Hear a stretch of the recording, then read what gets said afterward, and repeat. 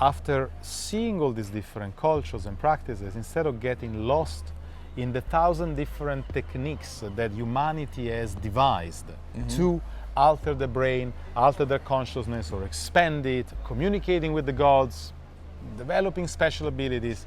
For me, the thing has always been, what are the common results? Right. What are the common results, and what are the common elements of each of these practices? The 1,000 of methods that humanity has devised, they all try to do the same thing.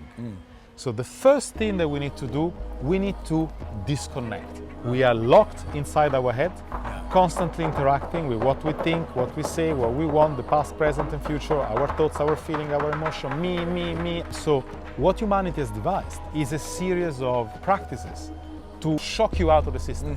And so you go across the globe, Africa, South America, Siberia, China, India, Indonesia, Nepal, doesn't matter.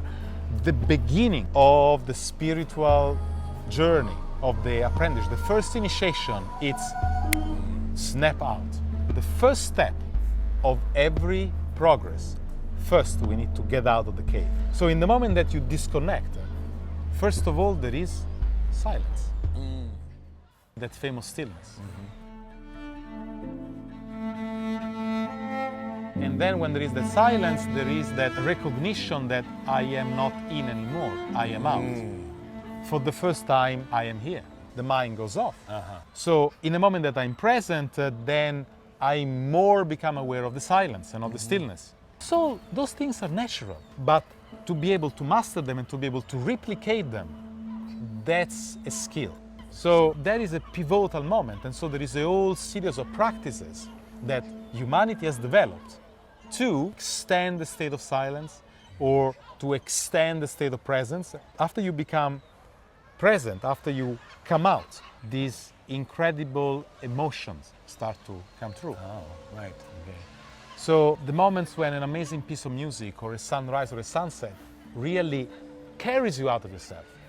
Touches your heart. Touches your heart. And there is an emotion. That emotion further brings you out of yourself. And so that's the next step. And so there are a whole number of practices that were aimed to develop that sustained state of emotional expansion. It feels like the energies of the body are coming alive. You feel potent. You feel powerful.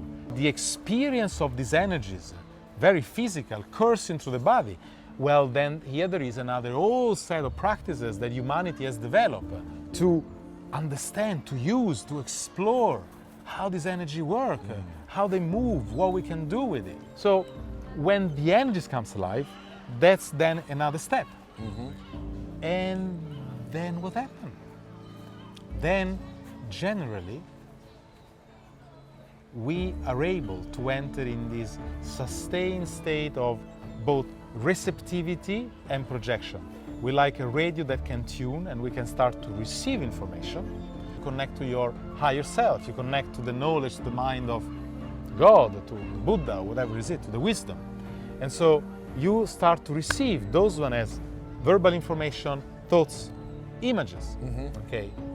And that's then the whole next step. And so humanity has devised thousands of practices to decode this information, to put them in order, and the visions that come with it, and the symbols that you see, and the sound that you hear. And so from there, the next point is you need to be able to see and hear, because you can't work with what you don't see.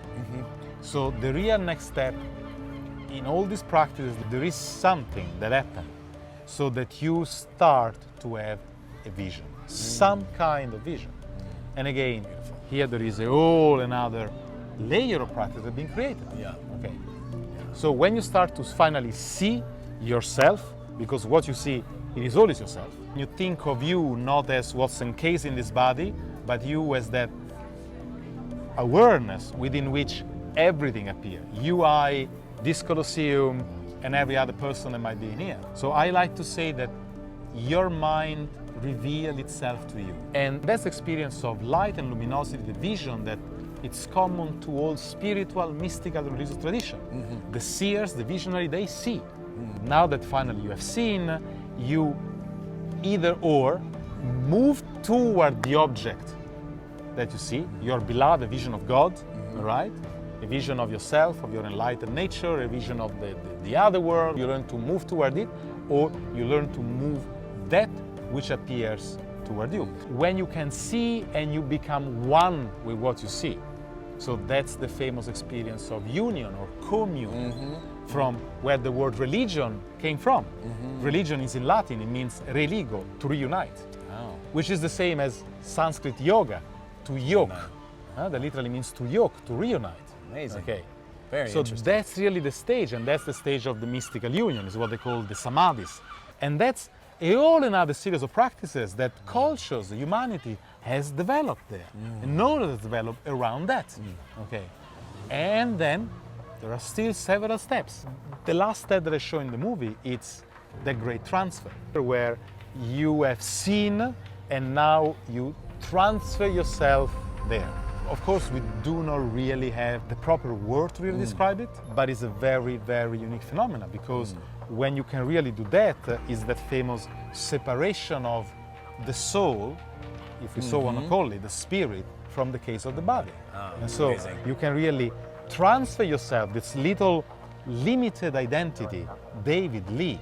We can take it out of this case and it can merge and become one and aware of that greater identity within which we exist.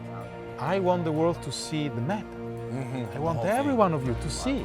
Because after you know what you really should look for and you see it existing in all these cultures, the map is very clear. And then what you really are practicing are not necessarily the disparate techniques and belief system and religious, cultural baggages.